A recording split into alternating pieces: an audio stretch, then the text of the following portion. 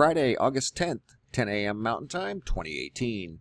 Guys, in this video, we're going to take a look back at a couple of subjects I was talking about in the Watchman's Report, number 7, the video we did last Sunday.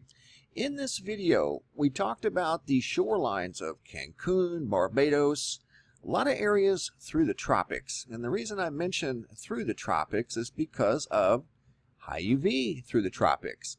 I think some of what we're seeing could be related to amplified UV.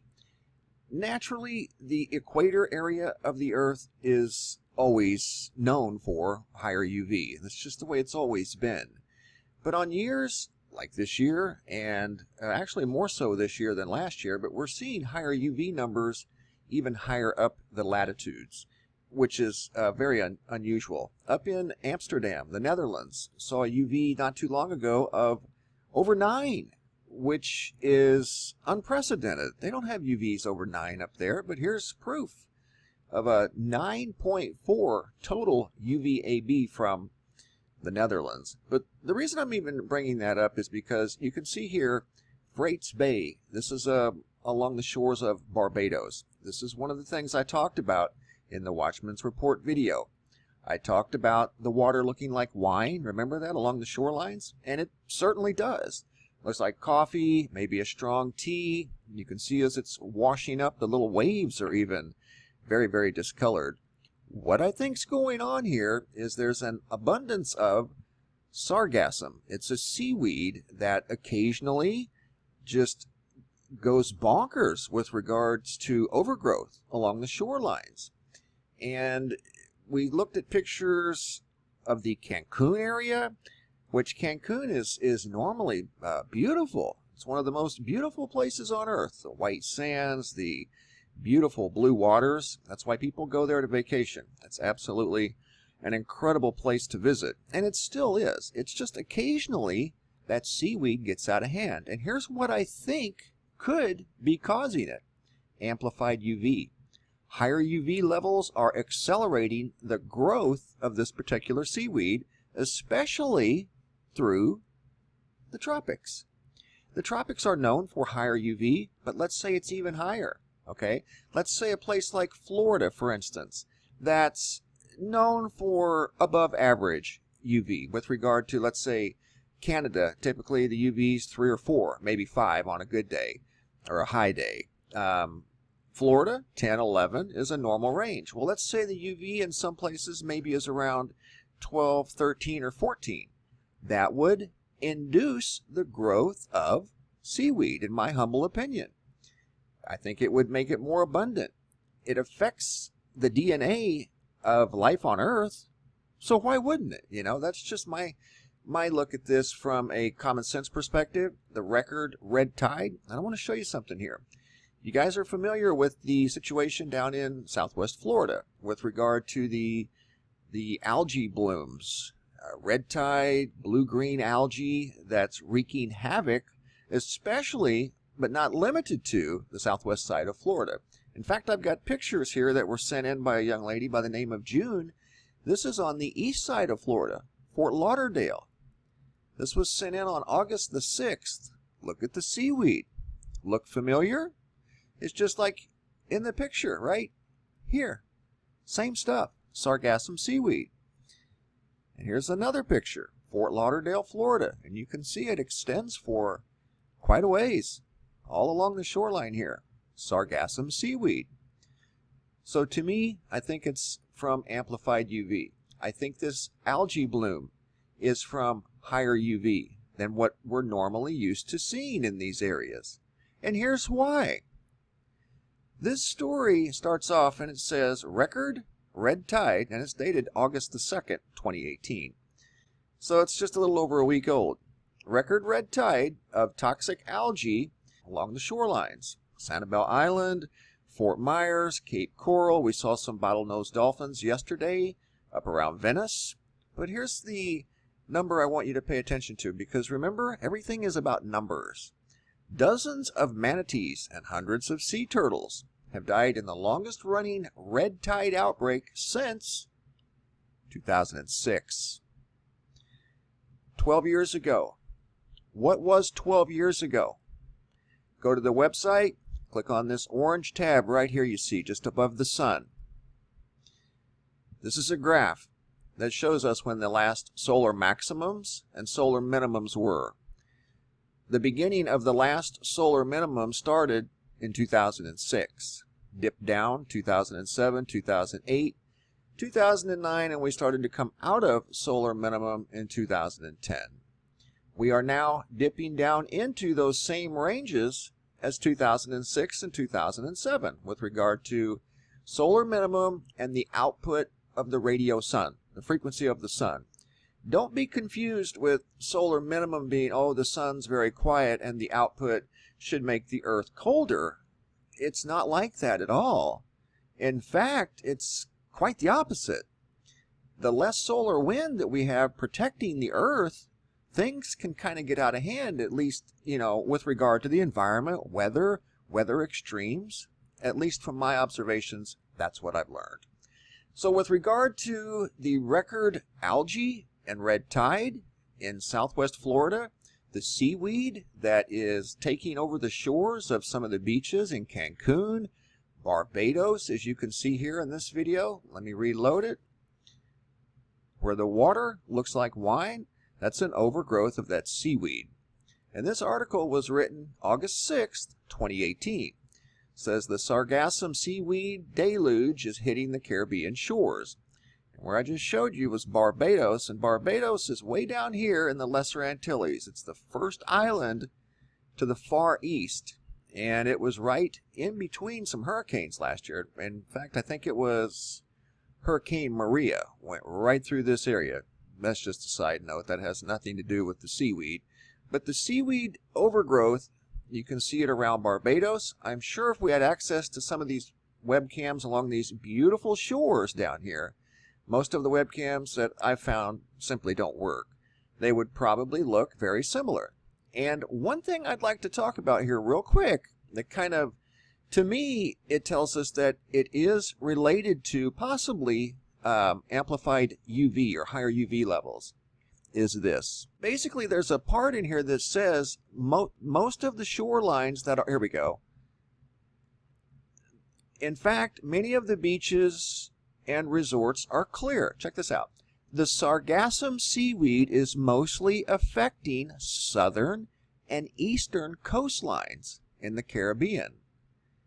Southern and eastern coastlines. Southern and eastern coastlines get a lot of direct sunlight, especially southern coastlines. So you see what I mean?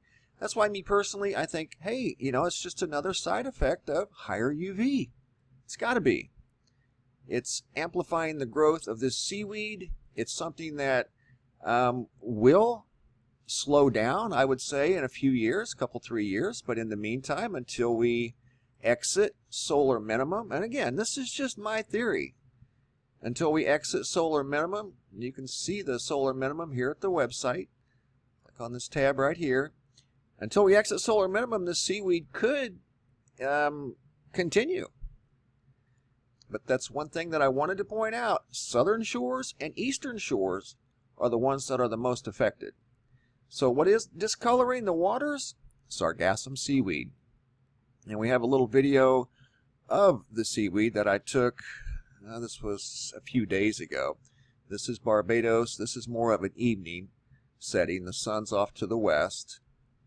These are along the shores of Cancun. See, the water looks like wine. This is all cleaned up now. I mean, these are very beautiful coastlines, and they do have equipment that can clean that up pretty quickly.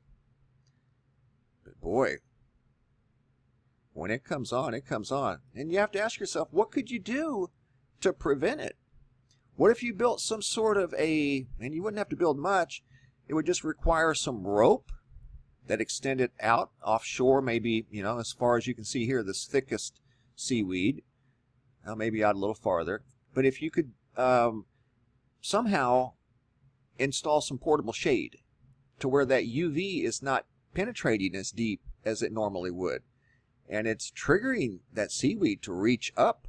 It's reaching up for the photons.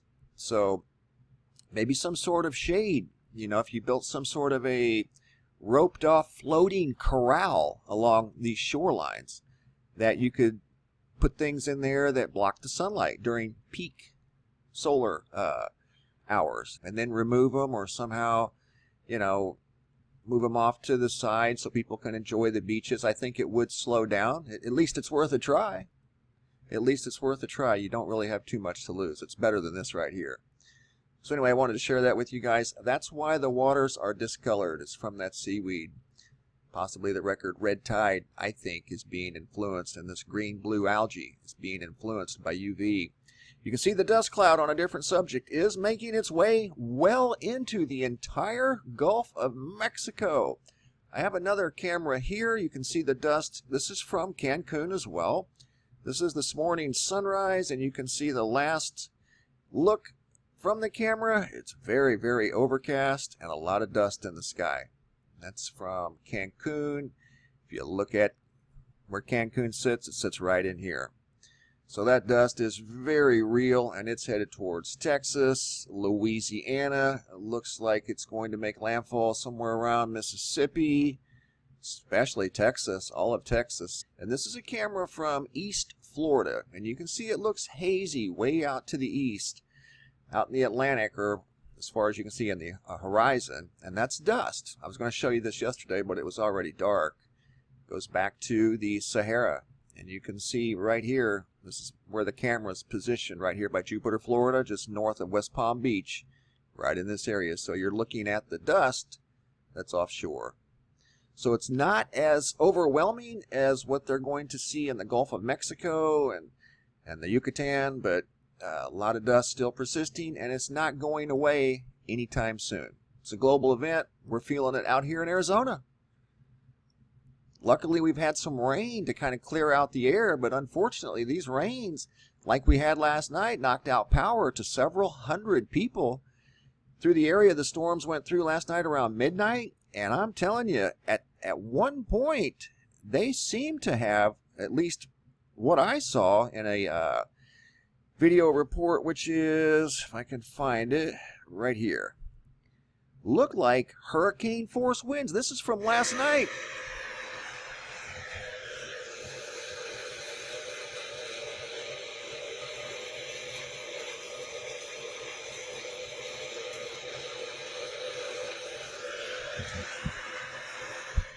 Look familiar? Looks like a hurricane making landfall. That was right out here in West Phoenix last night around midnight. Looked like hurricane force winds, and you can see why the power was knocked out from those winds. They've got most of the power restored to people, but yet another round of storms is forecasted tonight for the same area out here in southeast Phoenix. So the monsoons are in full swing. And look for more storms tonight. Hopefully there won't be any power outages, but I heard reports that the lightning or the thunder was just unbelievable, shaking people's homes. The windows were rattling in their homes. Unbelievable. Much like this situation here up in the Netherlands in Amsterdam. This is where we receive UV readings from our friend Ray. We received a 9.4 back on July 31st, just a little over 10 days ago. And they've had an extreme heat wave, the longest in recorded history. So they're not used to the high temperatures. They've had temperatures in the upper 90s in this area. And the Netherlands, as I've spoke about before, in fact, I think it was the last Watchman's Report, the Netherlands is up around the 52-degree latitude. I'm not mistaken, it's exactly at the 52-degree latitude. So we are talking about an area that is right in here. Okay, they're not used to these really extreme temperatures or higher UV. And what these fire logos are representing is they're detecting contrast, a sharp contrast with regard to temperature. And this is a factory, and you can see a smokestack there. It's not necessarily a wildfire, but it is detecting something that has the personality of a wildfire. So these that you see on here are very accurate. Okay, these are taken by satellite, and they're very good. And here's another example. There's no wildfire here over in the Netherlands, at least not that I know of, but you can see why it detected something on the ground that could imply that it was a wildfire. But anyway, there's a water situation over here in the Netherlands, and my friend Ray told me about this. Officially, a nationwide water shortage in the Netherlands. Story dated August 3rd, 2018. Water boards in the south and east of the county already banned farmers from using surface water for irrigation. In some cases, groundwater may also not be used. There's no shortage of drinking water at the moment, but what they've done is basically implemented a rationing system, and then it just goes on down the list. But right now, this is affecting farmers and crops, which affect, the food chain. And we can't have a broken link in the food chain and expect things to continue business as usual. That's not a good sign. We'll get through this, and as I've mentioned before, my personal opinion, it's not solely responsible, or the sole culprit is not entirely solar minimum. And don't be confused thinking that solar minimum means the sun's quiet and everything on Earth is just, hunky-dory, and you won't see droughts, you won't see extreme weather. No, it's completely opposite. You will see extreme weather. The frequencies and everything are changing. They're different right now. It's not what it's normally used to. So, yeah, look for more extreme weather. Look for droughts. Look for, red tide. Look for seaweed, different colored coastlines. The dust storms, I can't quite put my finger on why this is perpetuating for weeks on end. And the source is right here.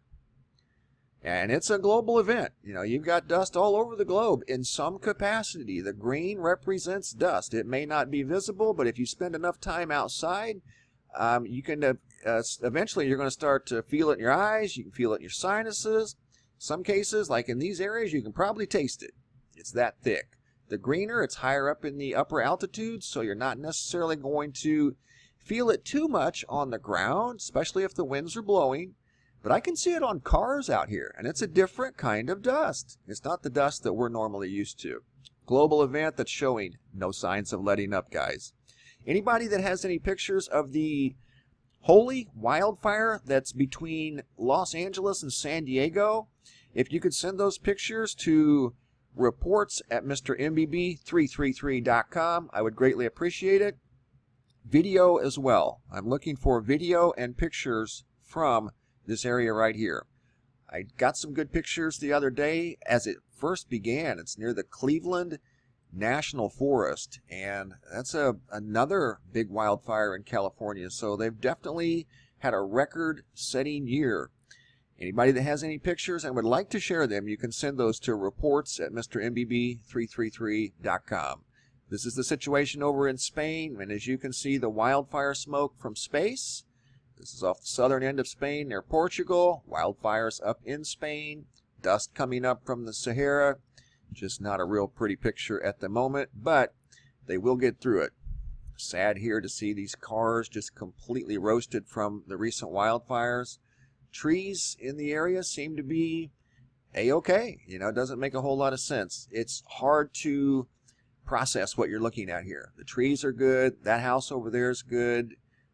Tree across the street, some of them are kind of singed, but the cars are just literally unrecognizable, and that's from Portugal.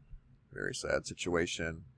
All right, guys, I'm going to finish up with a compilation of weather from around the world the past week. We've got everything from dust storms to intense flash flooding, lightning, hail. You'll see a little bit of everything here.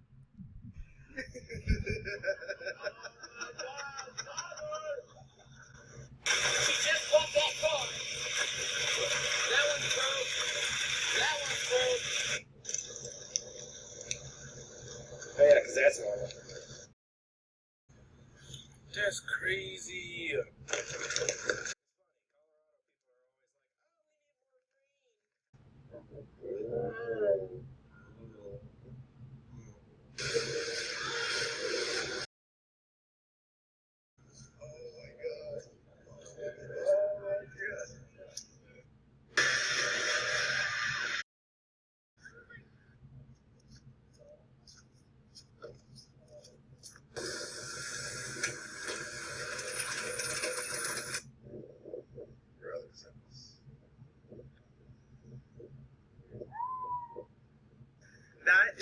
giant wall of dust.